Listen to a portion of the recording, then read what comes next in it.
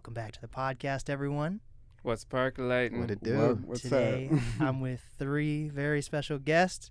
The fourth member couldn't make it, but we Shout out to got B-Rye. Othelle Omega, Othelle Omega The Oracle. You'll get we it. got Destin, Destin Mai. and TXR. you guys are? Ambient Village. AV. Hell yeah. So how long have you guys been around? Like, I figured out just like how there's an algorithm for Spotify, Apple Music. For me, at least, I found out there's like a Seattle artist algorithm for me. You know, Really? like, What's Yeah, that okay. about? you guys just show up. Like, people will just show up in my feed somehow, or Mhm. just like in conversation. It's Yeah. just like it's like a real life feed, and you Yeah, guys yeah, somehow came on my radar. That's Yeah. good one way to or know, another. man. 'cause That was we by be- design. we be working hard with them hashtags trying to get Yeah. in, you know. Cracking them codes.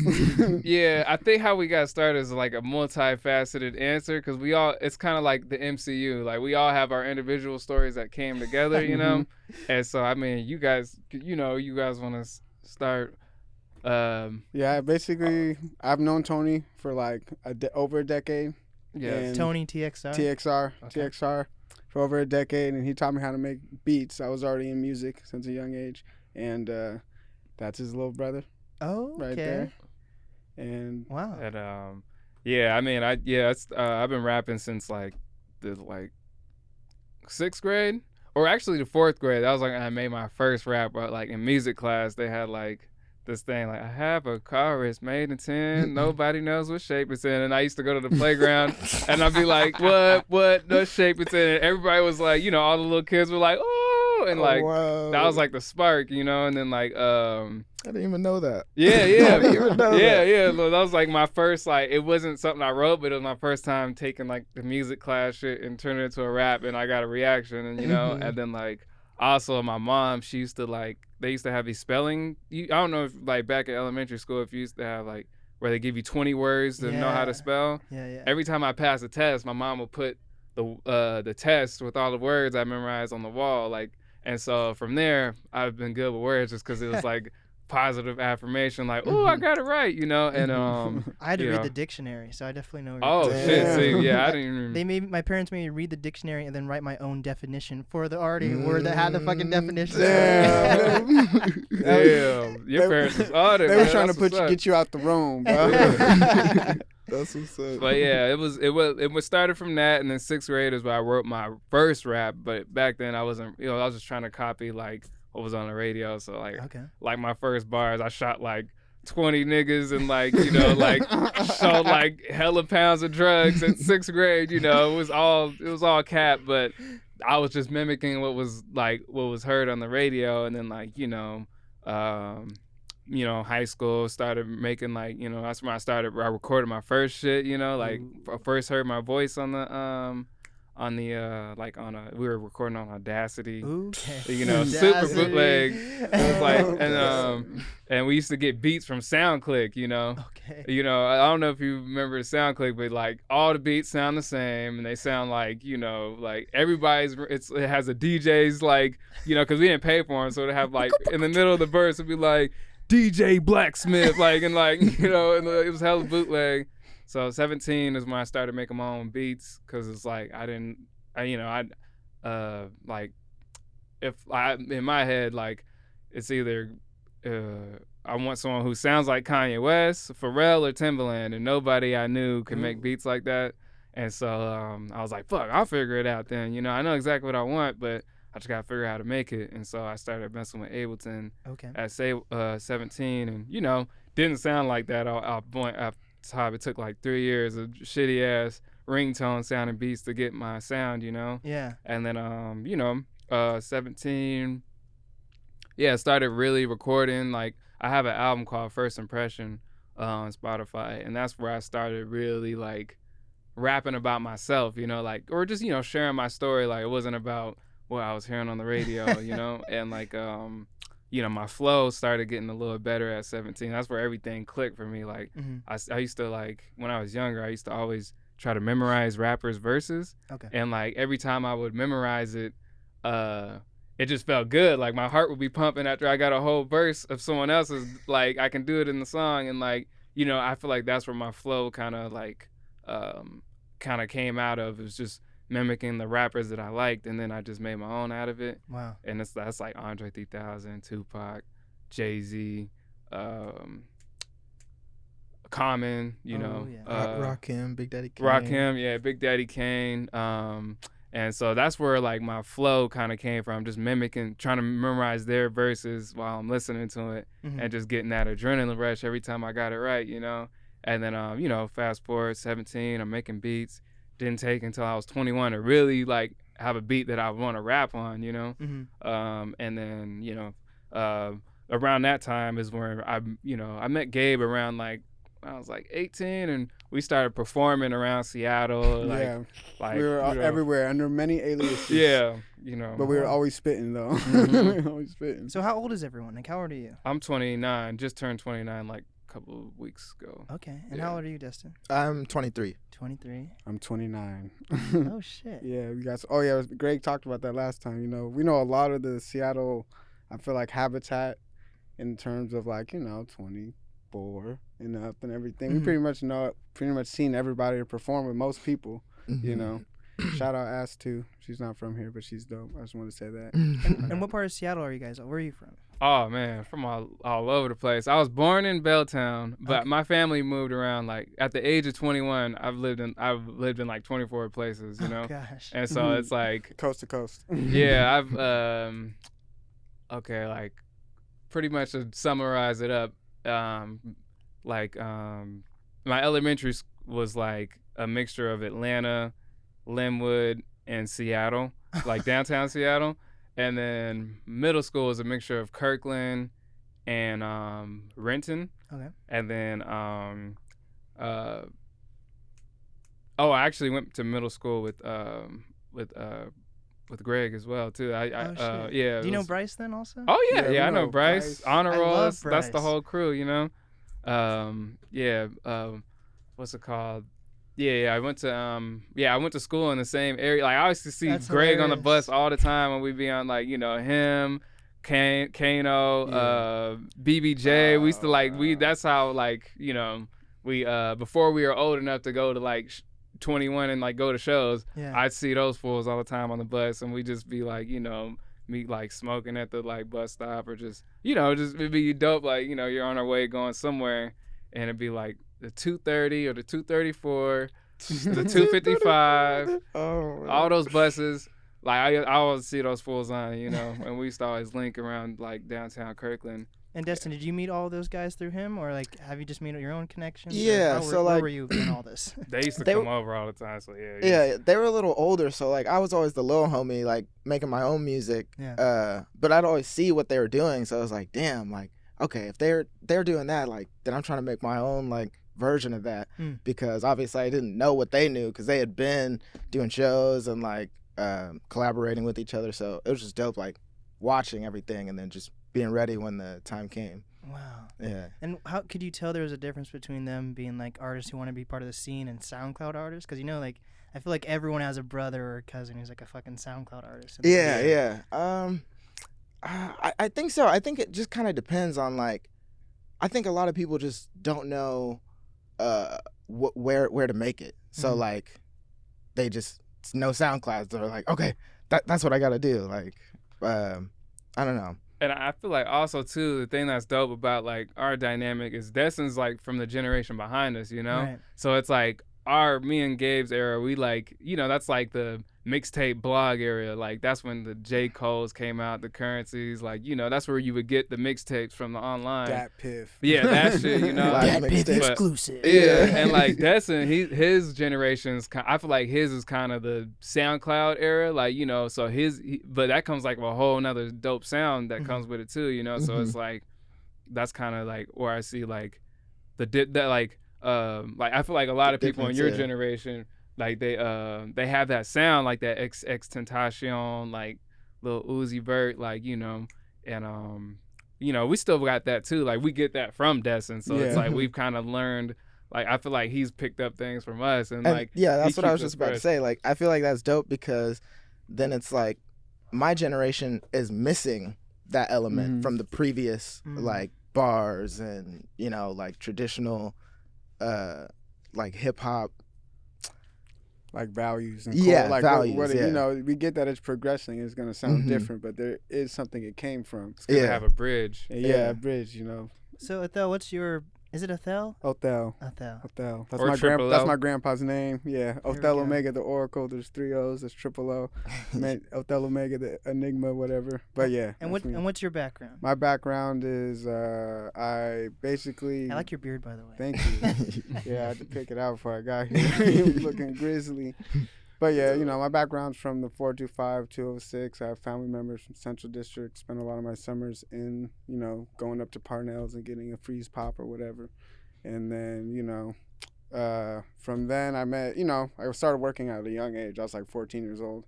So basically I was, you know, going to school, doing that. Never graduated, ended up getting a GED and going to Shoreline Community College where I got my audio engineering stuff done over there. And yeah, pretty much that. I grew up writing Wait, poetry. so you're an engineer then? Yeah, I hear all the gain stage and all the stuff you Yeah, guys we're- are talking we all- about. yeah. We all do it. That's the beauty of it. Like, you know, all the experience we have, we basically, you know, when I look at Ambient Village, I look at like 30 years plus of music experience because, Wow. you know, there's him with his first album already out. There's, you know, us all coming together with our music. This guy over here producing rock music. You know, all different kinds of music. We have all different genres, and we all come together and we kind of sharpen. You're producing rock music too? We Yeah, were you just got talking a about that in the rock yard. song out. Yeah, I got rock music out too. You Yeah, check me out on every- Spotify. Everything we make is like produced and mixed and mastered by like all 4 of us. Downstairs. And like B-Rye, the one who's not here, all the like guitar solos and like Not stuff all you of hear. them. Yeah, some. Oh I do yeah, some of too. yeah, Thank some, you. yeah, but yeah, like they're like, and I usually do like the drums and like the percussions. That's where I like perfect, and like he's dope with like chord progressions and like 808s. I mean, we do a little bit of all, Yeah, but we always okay. bounce. Like every time I have a beat, I'm like, I always lay like we call it a skeleton, you know, Mhm. and I'll lay down like the drums and like maybe a chopped up sample that I'm digging. And I'll be like, yo, Destin, can you do the 808s, you know, like, cause you know his generation's the kings of the 808s, you know. Yeah. And Yeah, Yeah. I got while I was going to Shoreline, and since I was young, like 5th grade, I've been reading and playing music, whether it be in a band like orchestra or anything like that. And so I got my musicianships in you know, all throughout my life in music. And so I tend to be a melodies guy or a songwriting guy.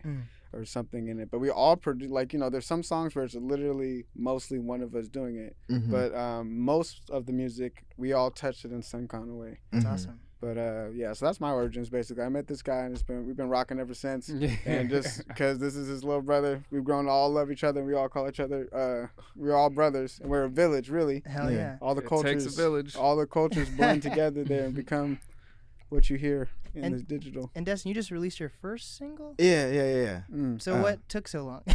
Oh man. Oh, there we go. Okay. What took so long? I think I have an idea what took us so long. Like I think COVID allowed us to like sit our asses down and put some music out. Like Mhm. because before COVID, we were just doing shows everywhere, and like our songs were like almost done, but like we were just like bouncing back and forth and doing shows, you know. And Yeah. like if you notice, like all of our releases started like January 1st, 2021, and it's been going since then. And like I feel like that was my take on like, you know, why I feel like it took us so long, you know, Mhm. perfecting everything. Yeah. I think I was the last one to release, right? You think so? Maybe. I think you did Blessed last. Yeah, maybe. Well, no. I mean, like, you dropped an album first. Oh yeah. He dropped singles, and then Yeah. I was the last person out of all of us Yeah. to drop Yeah. a Yeah. song.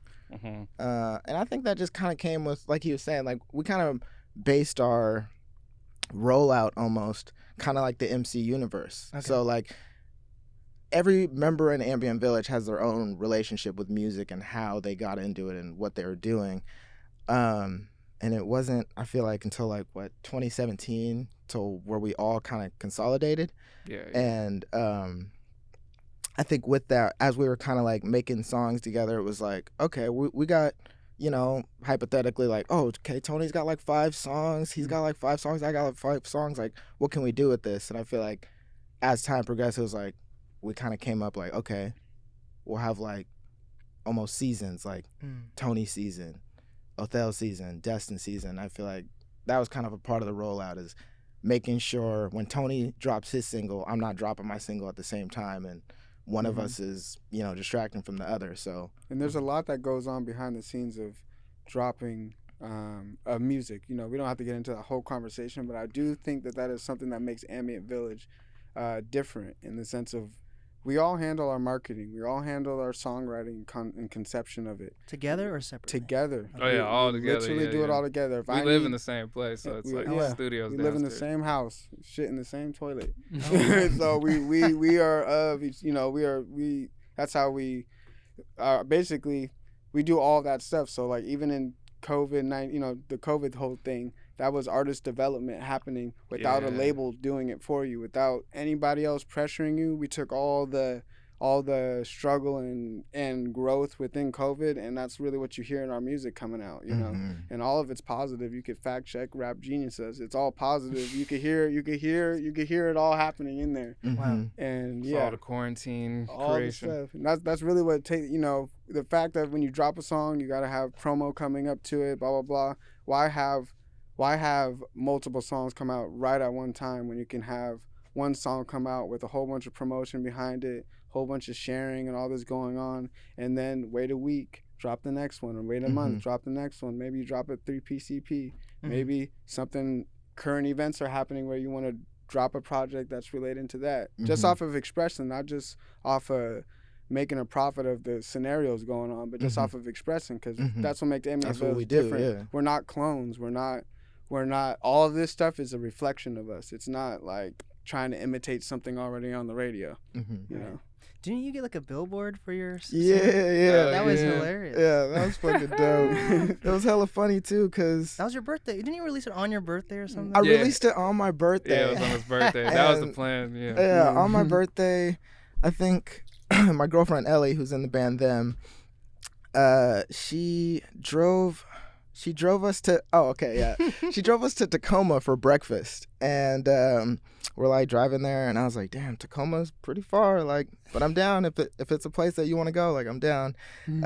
So we're driving there, and then she kind of stops at this stoplight and's like, yo, I just realized I went the wrong way the whole time. And I was like, okay, it's okay, let's go. And then she's like, oh wait, look up there. And then we weren't even going to breakfast at all, but there's my big ass head on a billboard.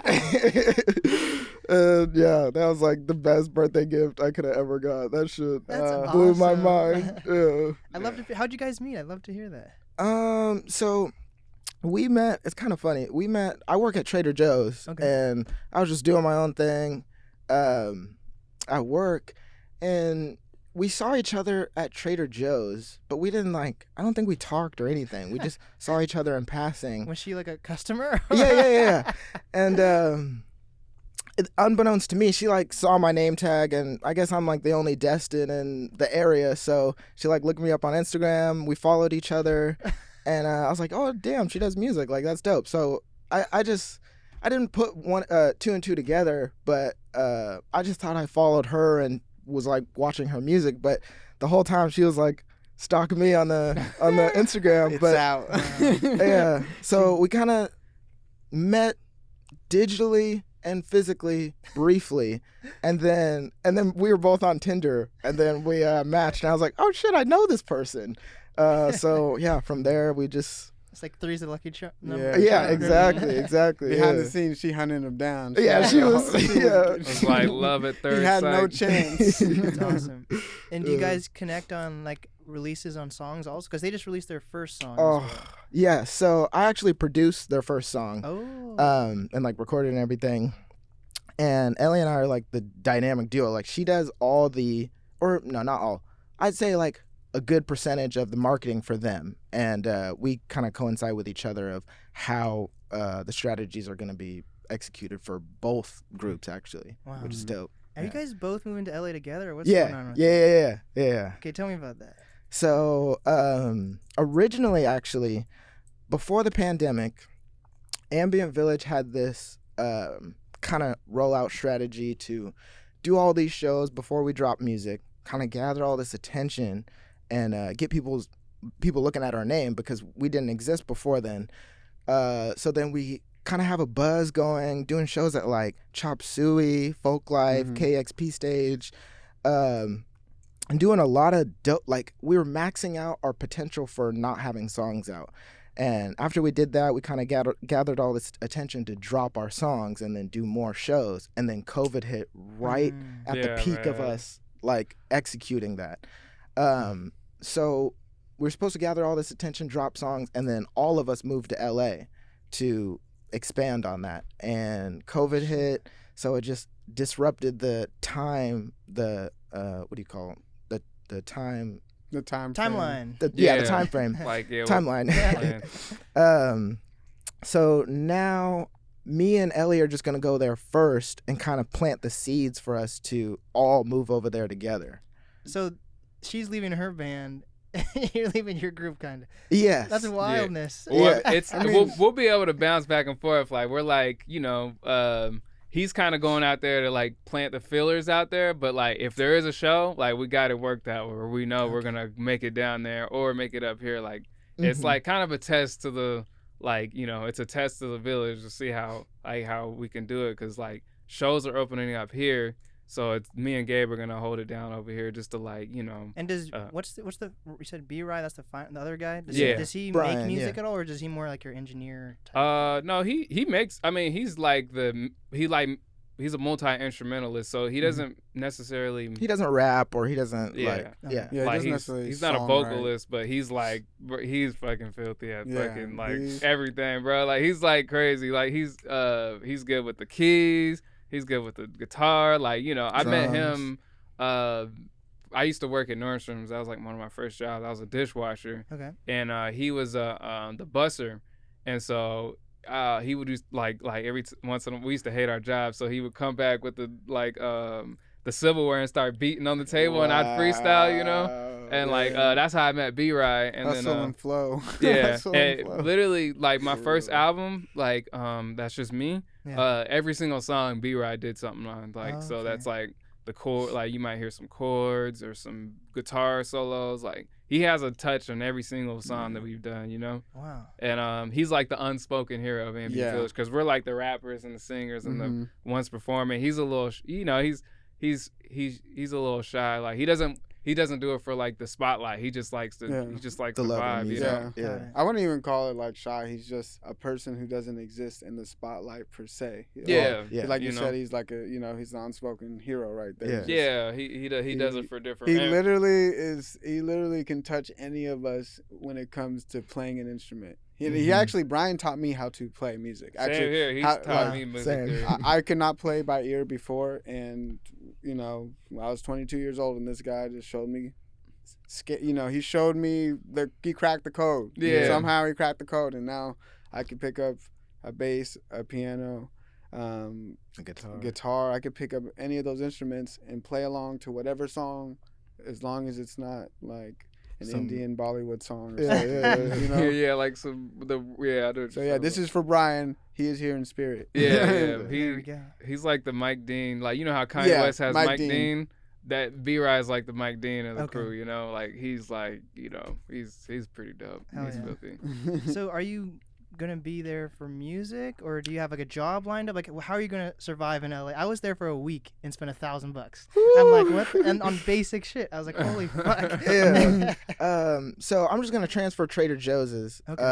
So everything's like set in stone. We'll be like basically doing everything we were doing here, but over there. And it'll be dope because I feel like the scene here, I feel like we've seen a lot of people grow out of this scene, because it's not necessarily like there wasn't a huge rap scene before we got here. So it's the foundation isn't, I wouldn't necessarily say it's built to support that fully. What about Sir Mix-a-Lot? Well, yeah. There's a glass ceiling though. I feel like he laughs saying that. I think the thing with Sir Mix-a-Lot's dope. Like I feel like there's like people who make it, but like take advantage. Take example of like, okay, there's New York. New York got Jay-Z. Atlanta got like everybody. And LA got like the whole Death Row umbrella. And under those umbrellas, like I feel like Jay-Z blew up, and there was a whole ecosystem of people who blew up under Jay-Z. And I feel like there's not really an ecosystem under Sir Mix-a-Lot or even Macklemore, kind of. Yeah, maybe like, a little Unless you're offshoot of like a Macklemore. white yeah, rapper. maybe. Yeah, like I feel like Macklemore, like he blew up, but like I feel like there was no ecosystem that like there was no culture around like Jay-Z. Like I feel like there was, but it didn't cater to us. Like, yeah. It's Yeah, like it was like exactly. pop, rap meets pop, but like Yeah, you know. yeah. It's like there's like different like it doesn't resonate with like like, and I'm not shitting on like Macklemore. What he does I is think dope. Greg did a good job of that. Oh yeah, I seen that. Oh, he did. Greg was spitting all facts. I got nothing to say against that. He was saying the truth.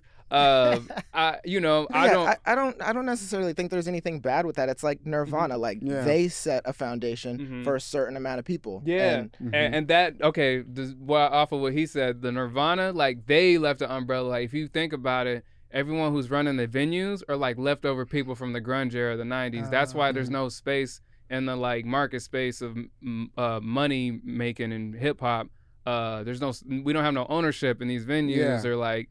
There's no spot like There's gatekeepers there. There's basically gatekeepers there. Or the people who exist in the gatekeeper space, like aren't from our culture. Yeah, basically, and they, Or it's wild that like out of town rappers can sell out shows or get shows Yeah. easier Yeah, than yeah. Seattle artists. And those out of town rappers got to go through the grunge rap people like to get into the venues. It'd be dope if like 2 Chainz or Benny the Butcher can come through. Kevin Gates. And Ooh, like, Conway's coming to town. Did you see that? Oh, I didn't see that. I saw Benny's coming through, and we're trying to like trying to touch that show. Yeah, we're trying to actually. I already got my feelers in it. I got one of his artists come. He has a record label, and one of his openers I'm gonna have on the show. So nice. That's what's up, man. I'm excited. Yeah, I hit up his.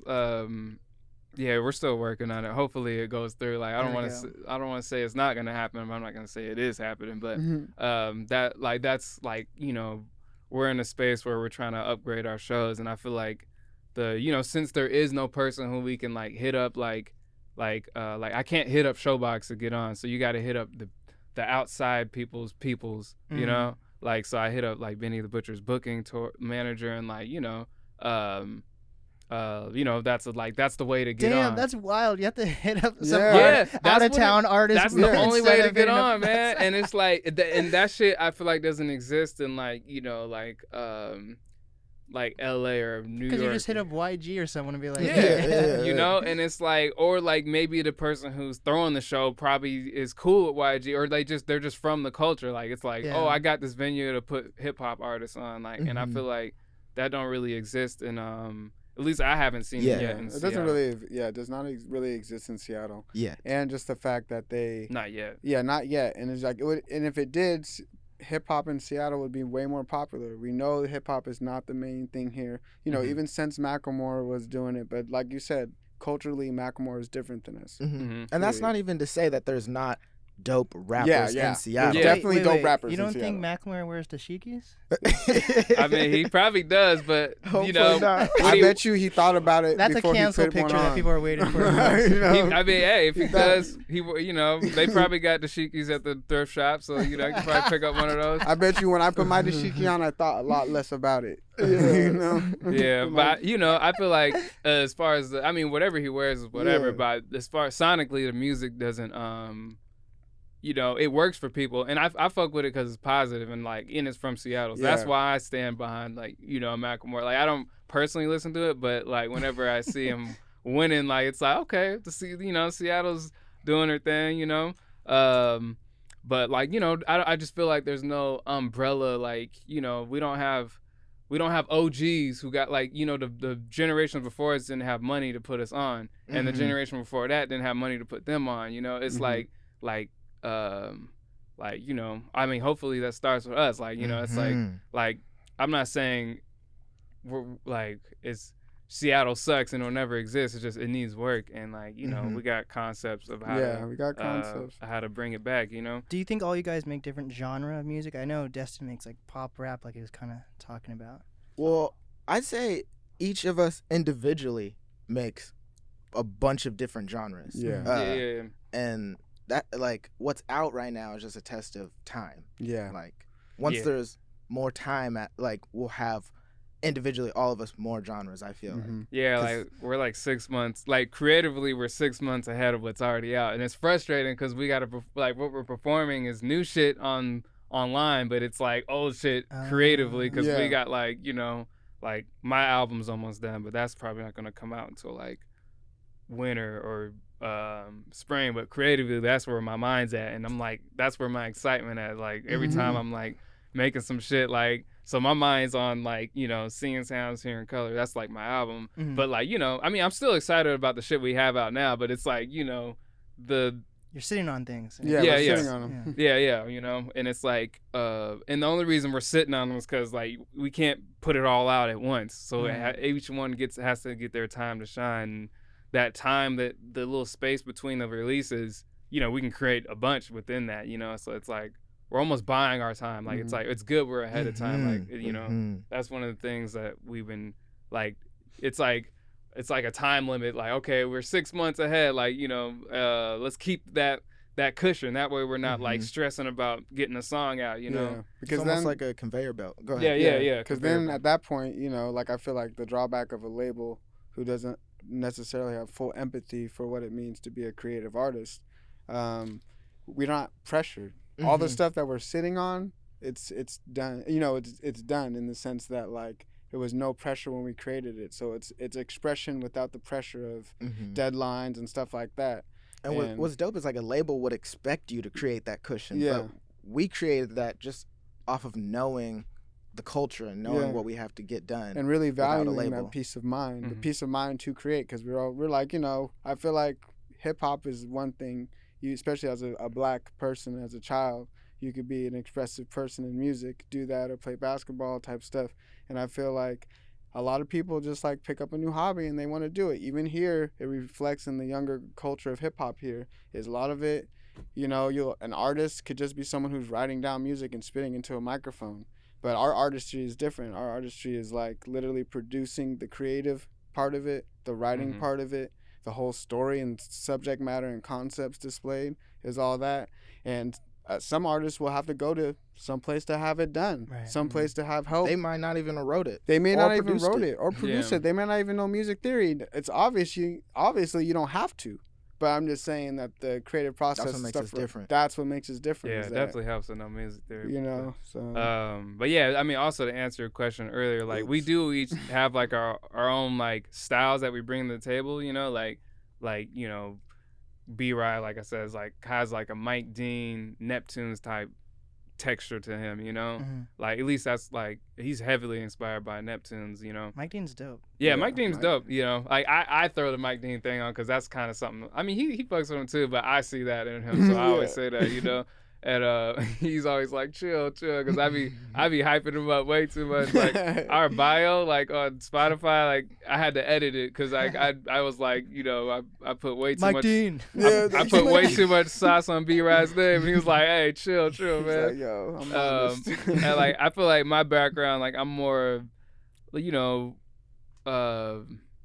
know. I feel like I like to when I hear like I like to emulate myself off of like what Andre or Jay-Z used to be doing, and like my production that I usually aim for. I'm very like I started chopping off samples, and that came from me like learning like used to watch breakdowns of like Kanye West, like how he made the beat, and so I feel like I'm like what I offer to the table is like Jay-Z, Andre on Kanye samples with Timbaland drums, and like I feel like Othelle's like Jay Electronica's Nas. I mean, I feel like I definitely have like in my spit, in my lyricism, I'm definitely a reflection of 90s hip hop. My dad basically played all old school Tupac stuff. I'm talking about like Strictly for My Niggas, all that shit before the big stuff came out.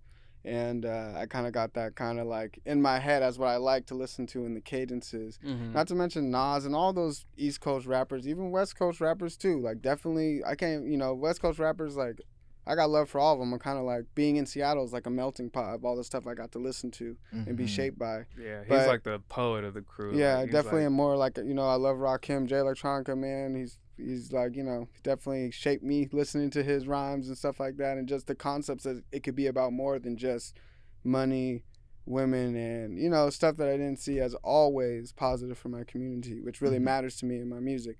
But, you know, and also too, I listened to a lot of rock growing up in Seattle, in the area that I was in. So, you know, I know a whole bunch of genres of different guitar stuff that would probably surprise you. And all the rock music that I am going to release and have released, you know, I'm doing it for my shade, to express it in that way, what it looks like when someone like me and takes that kind of stuff. You know, no shame in it. I love rock music and all that kind of stuff. Yeah. So we all touch it. And Destin is, you know, Mr. Beats. He can make like 4 beats in one night. And that's what's dope, because I feel like you guys are the similar age, but very different backgrounds. And even my background is different. I was going to say because of age, but I feel like that's just our backgrounds are all different. I feel like I came Bring from, the mic a little closer. Oh, yeah. I came from the generation where, like, we kind of watched those, you know, Jay-Z's, Andre 3000's, like, grow, like, a full career, which bred into, I feel like rap kind of separated in the 2000s. And that, for me at least, that's when I started listening, and that's when it was, like, 50 Cent, who's a rapper, but, like, in the pop realm. And then there's, like, 50 Cent, and then Kanye, who is a lyricist who meets, you know, like 808s and Heartbreaks, like meeting the pop realm. And like Lil Wayne, Carter 3, like someone who's in rap meeting the pop realm. And I feel like that's what I always wanted to do, is like make the whole world listen to rap and get rappers pop money. That's like my whole mission. He's like he's definitely, like, I mean, you've heard Forever. He's like, you know, the one who's like, I feel like he brings like he keeps us fresh and new. Yeah. Like, he's like the fresh new energy, you know? They keep me lyrical. Yeah. Hey, but I really, definitely, man. I feel like the whole pop thing or whatever, dog. Like, I really feel like it's in all the music you haven't heard from this guy yet, dog. I know. I was in Vegas a couple months ago, and I definitely was singing a song in my head. Turns out it was this guy's song. That's not even out. That's why I couldn't find it. I was like looking through all my recent songs and stuff. And I'm, you know, he cracked the code on that type of stuff, man. He's just. So do you guys work with other producers or artists, or do you guys just focus on working as your collective group? We kind of like, it's mostly just, it's mainly just us right now, because, you know, we produce, we rap, we do everything except for like have the vocals of a female. So maybe we might like collab with some females. Shout out to Samantha Laura. Oh yes, shout out to Samantha Laura. And like me myself personally, I plan on doing more collabs after I get like it's always been my thing to solidify myself first before I start branching out, because like I don't know, like the way I came into music, it was like, since I did everything, I never it used to be a secret, like I didn't tell nobody I was a rapper, you know, and then then I kind of got good quietly, you know, and then so I never developed like that collaborative, like, you know, mannerism, I guess you could say. Like, you know, I wouldn't even say you never developed it, because we've collaborated our whole lives. Well, I mean, I feel like you guys brought that to me. I was about to say, like, you know, like starting off, like I never collabed with anybody, because it was just like, it was a me thing. And that's my first album's called First Impression, because I felt like the music was an escape, because, you know, I was all emo when I was young, and like nobody understood me, and like I was like, fuck it, man, I'll just get dope with raps and just blow up out of nowhere, and then they'll see, you know. And it's like, that's why my album's called First Impression, and it's like the first, you know, full expression of myself to the world. And so it's like, so I always told myself, okay, when I start collabing, I want to like get myself solidified, you know, like and not like I don't have to be like making millions until I start fucking with people. I just want to feel like people know what they're getting into before they go to me, you know. And it's like, the way I like make music, like it starts with the bars first, and then I make the beat. So it's like backwards. Most people usually make beats and then they write to it, and then me, it's like I usually, because I'm a rapper first, you know, right? And then I only made beats out of necessity, because I didn't know nobody, you know. And so I feel like for me, when I start collabing is when like I just get a couple more songs out, get things like, you know, I need to get, like, after we get these songs out, I want to start working on the visuals, and then get my island solidified, and then I want to start bringing different colors from other people into it, you know. And that's me personally. But I mean, I'm not saying I'm like pushing people off. I've had enough with just myself, like I've always, unless it's like, I collab with female singers a lot more than rappers, like, cause I just like, that's something I can't do. And I love how women sing, Yeah. And, but like, rappers, every time I need bars, I'm like, oh, okay, I got Othelle, or if I need beats, like as far as producers, I got Destin, so it's always been at home. So like, but it's like, I do need to break out of that and like start collabing more. And I feel like that's the difference between us too. Is like, for other artists and rappers, it's natural for them to like need someone. To like depend on like, yo, I need a beat. Like I need a hook or something. Like it's almost natural coming up to depend on somebody, and we just didn't have that, so it wasn't natural to always be like feeling out for other people. Do you guys have different like producer names versus your rap names, or like? Nah, it's all like same. I mean, all of our shit says produced by Ambient Village, Okay. like, cause it's like it literally is like it's like I don't know, like the song "Free" on our last EP. The first it's like 3 beats in one song, and the first 2 beats are Destin. Destin made those beats, and like I think maybe I might have added like some percussions on the second beat, and then B-Rye does all the little we call them doodly doos, like the little sprinkles, like the organs on the beginning, and then me and Gabe did the third beat, and so it's like it kind of comes together like that, and it's like it's like through all the audio surgery we can all make it seem like one thing, or be cohesive, sound like what it sounds like. Yeah. And where do you guys fit in like the music scene? Like, how would you guys? Do you think you guys are well known? Do you think you have the connections? Or like, I feel like we were catching like I've always been like before I was actively out doing shows, or actually like in the beginning of me doing shows, like when it was like just like cafes and shit. I always used to like be rolling. I used to roll with like Honor Roll a lot, like all the early Kung Fu grip shows. Yeah. I always be in the background, like hey, I actually found some pictures of us at the Kung Fu Grip, their album, their release party at the bakery, the dispensary. I found some pictures of all of us there. I was like, what the fuck? So like I always been in the background of like the Seattle scene, like so people know me just by affiliation, just being around, and then also when we like really started catching on when we started doing our own shows, like wait, so how would you throw shows if you didn't have music out, really? Well, it was before Ambient Village. It was when I dropped First Impression. That was like 2017. So as soon as I dropped that, I mean, even a little bit before that, I was still doing shows. I think you were performing First Impression before it even came out. Yeah. I was performing I was performing a year before First Impression even came out. So that was 2018 or 17. And I would just perform those songs and people would fuck with it. And like, I'd do a show and they'd be like, damn, that was dope. Yo, you think you can come? Like it was a domino effect of just like people knowing me at shows. And like I kind of just built that rapport. And then like, me and him, we used to be like, we have songs that like, they used to be called The Resistance, Yeah, we had just song concepts written that we all had beats to and all that stuff. But we just weren't comfortable in our mixing process yet to be good enough as to put it out on something else, or even but we could make our songs and perform them even as prototypes, and that was enough to capture people. Like that was enough for people to know us. And like I guess I actually really to like where we started off was with OST. That's Mujali, and that was like 2011, 2013. Now I'm thinking about it. Damn. And the only reason that's what sparked the like bug of us performing without having songs out, because we had a homie who was throwing events who was working closely with us, like he still does, and like so we through that people started noticing us. Like we didn't have music out, but if you were there you were like, damn, this is like people be touched. Like even back then when I swear like our songs weren't even like compared to what now, like we thought we were the shit back then. But like, if we listen to it now, it's kind of cringy. But like, even back then, we were touching people. Like, one of our first shows, we had this lady crying. Yeah. It wasn't even our deepest song, bro. It was crazy. And I feel like it's just to the places we did perform. It was a lot of our own people in the crowd, and I feel like just seeing seeing your people in the stage performing, and it's positive stuff.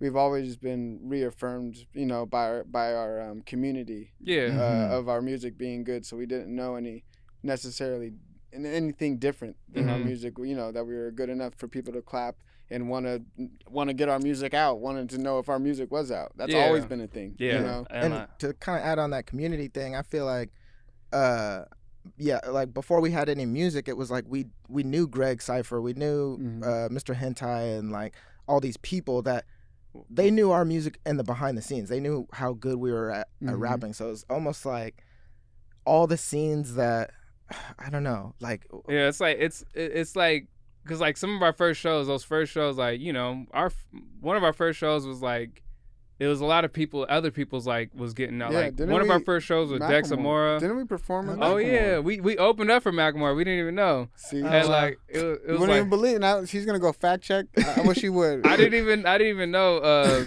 Like yeah, we've opened up. It was like 2013, but it was just like, you know, just being out, because even though we didn't have music out, we were in the scene. Like we were in all the freestyle ciphers. Like All you know, of them. we were like really out there. And then, but 2008. Like 17 is where I started. My album was in the finalized mode, and that's where it was like levels to it. There's just us from 2011 to like 2017. And was Destin a part of this the whole time? Yeah, or he was was, he, and he was at the house like just learning beats. I feel like even 2011 to 2017, if we weren't doing shows, we were at Bryce Bowden's show, we were at Greg's show, like showing support. Mr. Hentai, actually, Fish. Mr. Hentai. Yeah, shows. I'm always in the background. Like I'm in the background of like a couple of music videos and like yeah. So I've always been a fly on the wall. Like we've always been a fly on the wall. And then 2017 was like when I first started getting in the door. And then like 2018 is where I feel like Ambient Village. We that's where first time we lived together. You know, he was moving out our family's house. And like moved in with me and Othelle. That was the struggle house. Yeah, that was the struggle house. But that was like that struggle is what, you know, brought us close together, you know. And I think that's where we all had our separate music journeys. I think that's where we finally met in like Ambient Village. Even though we had been brothers forever, that was when it was like, yo, we should do this together. Yeah. Like also like because I was doing the first impression shows a lot, so I was starting to build my name a little bit. But we went from, I just started turning, like, you know, once we got together, I just started turning the name TXR, like, you know, like on the flyer, but like, no, turn that into Ambient Village, because now we got something new. So why Ambient Village, by the way? Why is that your guys' names? So Dustin came up with the name for sure. Yeah. We had to think about many blunts past. Yeah, it was interesting. Like, I remember I was in multiple groups at the time. I think I was 19. Yeah, I was 19 and just moved into that house. And I was working with people my age and like making like that type of music, and then going back home and making music with us. And with both of those groups, I was always like, I feel like I'm always thinking about album names that don't exist, song names that don't exist, and all this stuff. And I was trying to come up with a group name for actually the people I was working with, like the people that were my age, but like they like fell off, or not fell off, but we just the music flow wasn't there for me. So I remember like it was like, I don't know, like this collective or this mob, and I was coming up with all these names that just did not fit. And then it was like, okay, we're a village. Like we've always been like, when we first lived together, it was me being desperate and being like, yo, I need somewhere to stay. And I was sharing a room with him because it was like, that's what we had. And that was the resources we had. And that's what made us a village, is like giving up the resources that we have to support each other. So it was like, that was a struggle too. Shit, like I remember having to lie about like I bring like a girl and like, you know, and then like she'd be like, oh, why is he in your room? He's like, oh, he's just using it real quick, you know. Like I'd be lying, and we had like, it was hella ghetto. Like we had like it was two mattresses, like two big ass queen mattresses fit into like the room was like, I don't know, it was about this size. So we had to like fold one of the mattresses up against the wall to like, it was like a couch / mattress. Futon, yeah. Yeah, but it wasn't supposed to be a futon. It was just a folded mattress on the wall. It's a struggle like, bus. Yeah. Like, we made it happen though. You know, Yeah, we were yeah. birthed in that chaoticness and all the stuff we didn't have. We kind of like melded together as a tribe. Yeah, that's And what I feel like solidified. that's where Ambient Village, you know, he created the name, but we really solidified the culture of what it means. Yeah. Like even in the way that we speak to each other and the way that we are, our chemistry in the studio. Mhm. I really feel like that's another thing that it makes it so easy for us not to venture out for Mhm. collaborations or need them, because it would be unique to have someone come into our studio. There's been a few people who have, you know, Okay. like, you know, Samantha Laura, Jayza, we have some couple female vocalists that, you know, fit really well there. But yeah, we're definitely the Ambient Village. It takes a village, and you hear it in all of our music, and you see it in just the way that we perform and everything like that, even in the way we're Yeah. The- also, or also Yeah. in the sound, like, you know, our sound is like we use a lot of ambient sounding chords, and our drums and percussions are very jungly, and like you know, we use a lot of like African like or Brazilian Inspired, yeah. bossa nova type shit, you know, like so it's like. It's all like it has a villagey feeling in the percussions, and then the ambience is in our chord progressions, you know, and so that also and fits just our style, I feel Yeah. like too. Like I feel like when I think of ambient, I think of just like something almost out of this worldly, and I For feel real. like that name captured us perfectly because Yeah. we live like a village and we're just like nothing else There we go. sonically. even in the subject matter what we talk about, we're always talking about positive unification, Mm-hmm. you know. Yeah. yeah. And you know, and on a macro level too, that's kind of the end goal, is to turn Seattle into a village. That's what's missing. Mhm. That's why we don't got no Mhm. ownership in the marketplace, because it's just there's rappers, but we don't got no. Bring the mic a little closer. Oh yeah, there's like, you know, we got this. There's a culture in hip hop, but there's a culture of hip hop in Seattle, but it's a culture with no guidance. You know, there's no A to B or A to Z like way we can conceptualize our careers in the city. I feel like actually that right now is one of the dopest parts of Seattle because we didn't have that A to B, we didn't sound like, you know, everybody coming out the conveyor belt. It was Mhm. like, okay, we don't have an A to B, how do we do it? So we created something out of Yeah. nothing. And that's what's really dope about Seattle, I feel like. So, Othelle, what are you guys doing as a group to stand out compared to a Brockhampton or an AG Oh, club? to stand out, that's the funny part. We ain't doing nothing to stand out. We're just being ourselves. Literally, like we may have favorite rappers and like people that we look up to, but I feel like just because we don't have their producers and all that stuff, like it's hard for us to imitate that as if we could. And I also feel like just with you know, we're basically just trying to keep it authentic and just the making sure that we're taking care of our listeners, as in they're getting 100% who we are. And we know we're not no clones. Our struggles coming up are very unique. And it's easy to see, no matter what color your skin is, it's easy to see that when you listen to our music. And I definitely feel like we're naturally so organically ourselves that everyone that hears our music is like, who is this? They never really say, oh, this is like that, or this sounds like this, or is this them? And I feel like you know? those groups, from my knowledge, like they would have to keep up with us Mhm. because we've been self-sufficient from the beginning. Mm. And I think what's dope about Ambient Village too is we can capitalize. I feel like we can capitalize on every market because we have two different generations in one group. So it's like we can understand what everybody wants to listen to, and you know. And I think that, you know, our success is not only, you know, it's basically a big having faith in the fact that we're unique and that we're, you know, humbly we're unique, and all it takes is a listen. Anybody who has a platform to say that, you know, you talked about producing, like if we produce with other people, we on our Cost of Freedom EP, that first song, Free, we With the dollar sign, right? Yeah, with the dollar sign. We reached out to Jake One because we had bought some of his beat tapes, and we had used some of his beats, what's it called, samples in there. Mm-hmm. And so we just wanted to put him on, you know, basically be gracious because he is a Seattle, you know, basically he's, OG. he's in another the, inspiration for our production. yeah. for So sure. you know, sure. someone like we basically just anybody who's ever heard us and has a platform to hear us one time to share that stuff, and that really should be all it takes. Yeah. In terms of we don't need to keep up with anybody or anything like that. We just need to be heard. We've been doing a lot of things behind the scenes to be heard. So. Yeah, I feel like that's how we would stand out, is just being heard, because it's already in the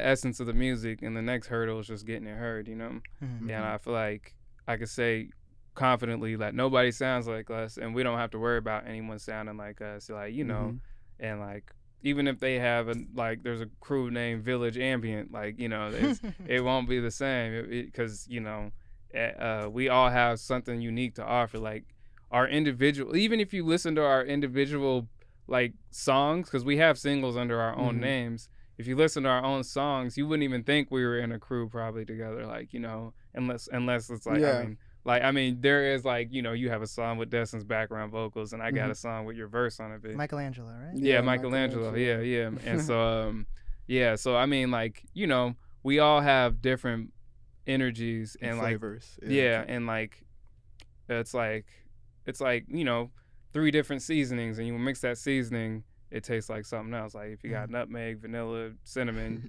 You can make French toast, and it's like, but you can't make French fries, Right. or I don't know, whatever. I don't know. You know what I mean? Yeah. I'm not a chef. There we go. I just know how to make French toast. but yeah, we just trust in ourselves in the process and try not to. We are inspired by things, but we don't imitate anything. There we go. Like every once in a while, I come from a sampling background as far as production, so I might be like, oh man, I like how those drums sound, but what if we did it with these chords? But even with sampling, I don't even chop up samples anymore now. I just like to learn the chords, but then chop up the chords as I'm playing them, Yeah. And so it's still sampling, but actually playing them now, And it's just as our music, I feel like once we solidify ourselves, give it 6 months, well, the songs that we have planned out will really throw our identity of who we are out in the world. Definitely. We're confident in ourselves, and it's we can't wait for you guys to hear the music we have out, because that's why we are smiling the way we're smiling. We can't get it out fast enough. We can't, if you liked what we're already here and you heard about us, there will be more for you. There we go. So Destin, it's Destin, right? Yeah. I keep wanting to say Destiny, but that's a girl's name, Oh right? yeah.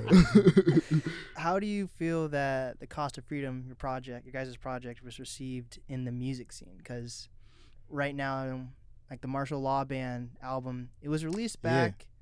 I don't even know. That was in October, but now. The 12 and Pine one. Yes. Mhm. So especially right now with all the the gay pride parade and everything, now a lot of artists are finally visiting it, and now it's kind of becoming more political in the scene. Mhm. And your guys' project was somewhat political. Mhm. So how has it been, or how was it received? How has it been received? I think it's been received well. I think the only thing is how do we reach more people? Yeah. Mhm. And I think it's still I feel like it hasn't even we're about to have our first show at the end of this month, and I feel like for us, So you won't be there, will you? Or- I will not. I'll be there. Maybe. It's not that he won't be there. He might be there, because that's all it is a plane ticket up here, which if that's the case, then that's fine. But if it's he's going to be there a week moving in there, and so it depends on if he can get the day off or something like that. But otherwise, we got so much music. Me and Tony. Or a Zoom performance. That'd be that would be dope. That'd be on a big wild. screen.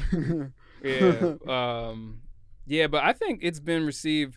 I think it's been received dope, but we have a bunch of things up our sleeves that we haven't activated yet, as far as promotion, and I feel like we've only ran a Facebook ad, and it was doing pretty good on the Facebook ad. We got to see out of the 3 songs which ones performed the best, and then when we start performing though, that's where shit starts catching on, Right. and I feel like that's where we can get the crowd, because I feel like, at least for me, I feel like our magnet of attraction is the stage. That's where people who know about us know us because we perform. Because Well, Yeah. it's because it started from the stage. We were performing before we even had music out. So as soon as we hit the stage again, this is gonna be our first show with the EP out, and we're gonna have like QR codes and everything for people to scan with the Facebook pixel in it and everything. So, you know, we'll be able to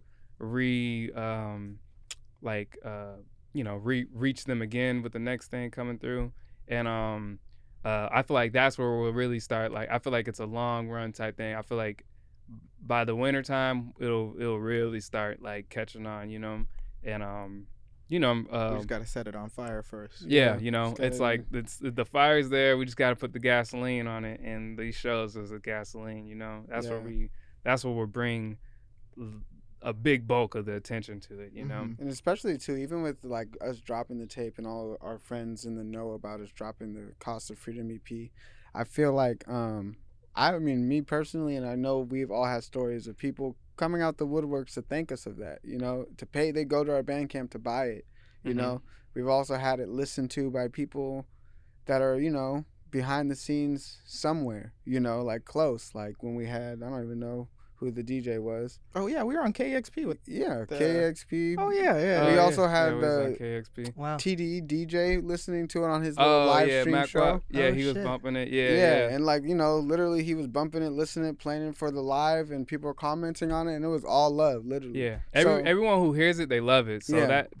that just signifies that we just got to give it to more people so they can love it as well. You know. Yeah. There we go. Yeah. So, So I want to ask you guys each some advice for up and coming artists, creators, and influencers. mhm. Start with Othelle, and then after you're done with your advice, tell people where they can find your music, All right. social media handles. Okay, so my advice for the artists, I've had a lot to think about regarding this, but basically is that try to find out who you are as an artist. Take your ego away from it.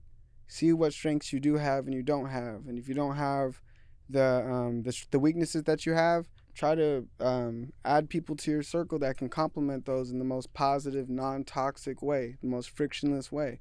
And because I feel like if you let your ego run you, you'll be out there thinking you have everything you need when you don't, and you'll be hitting bumps that you don't even know are there. And that's just the potential for you to turn and blame something that's not to be to blame for, and then you can't grow from there. So I would just think, you know, look at yourself in the mirror as an artist, find out what it really means to be the artist behind the scenes, on the stage, in the notebook, all that stuff, and, you know, make a checklist for yourself, and then, you know, start marking that checklist off and growing yourself as an artist, because really that artist identity will have to grow, or you'll just be a clone, just be a shell, you know.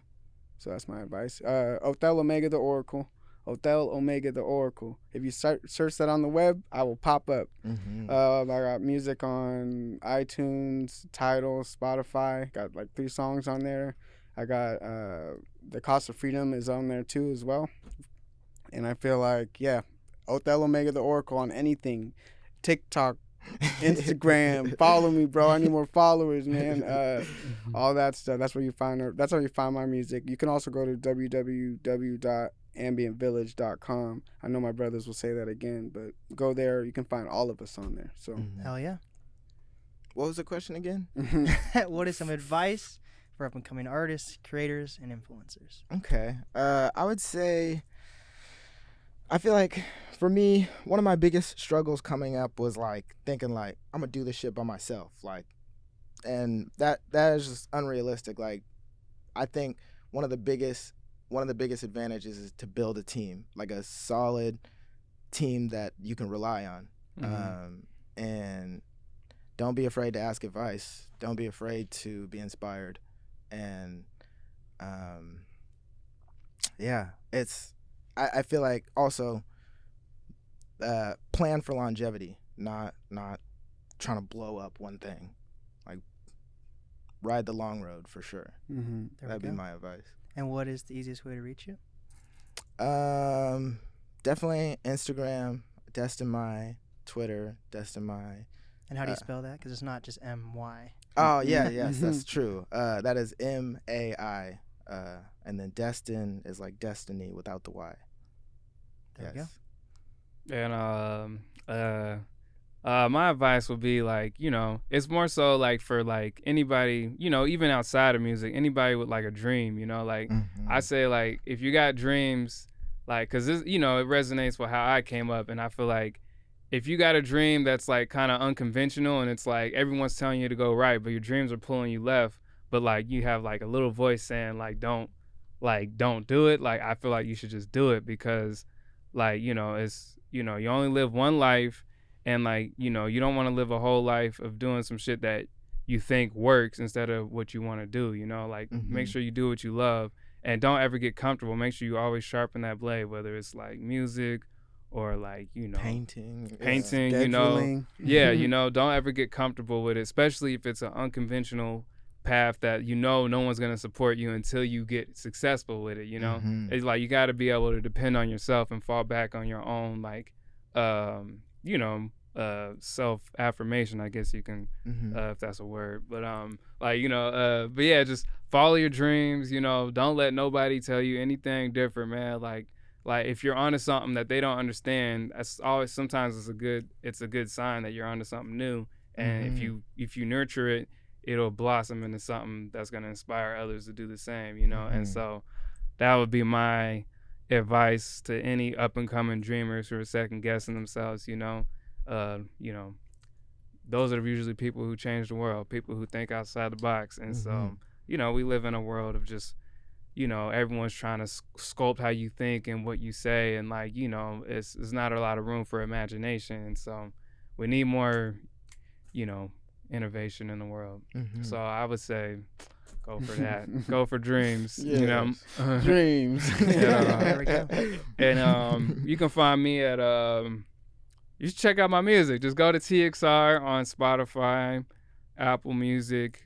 If you go to the Ambient Village, like Instagram, my name's in the bio if you want to follow me on Instagram. I you know, truthfully, I don't really, I need to be more on Instagram, but like, you know, it's all music for me. So it's like, you know, but you can follow me on there and I will like your pictures and you can like mine. And but you should definitely check, if you're gonna follow me, check out my music, because that's that's the whole reason for anything. They can talk to you at the show. Or the show. Have a drink with me. You know, we got a show. We're performing at Fremont Fridays. The 30th of this month, which is July. I don't know when this is coming out. This will come out next week. So. Okay. So perfect. So that's like a next week thing then. If it's like just July 30th, come through, man. We got like so much built up energy, like so much for the stage. Like we haven't performed in like a year and a half. It's our first time on stage, and so it's like we're like a motherfucker coming out of jail about to get some pussy for the first time. Hey, they gotta edit that out. Psych. There we go. Yeah, but come to the show. Ambient Village, we got a new thing, new EP out, Cost of Freedom. You should bump that because all the streaming revenue is gonna go to George Floyd's family. So, you know, if you're down with that, bump it. It's some good music and it's a good cause. And yeah, man, that's my whole spiel. There we go. This is the NAST podcast with Othelle Omega The Oracle and Destin Mai and TXR. And you guys are Ambient Village. Hey, we got it that We time. did.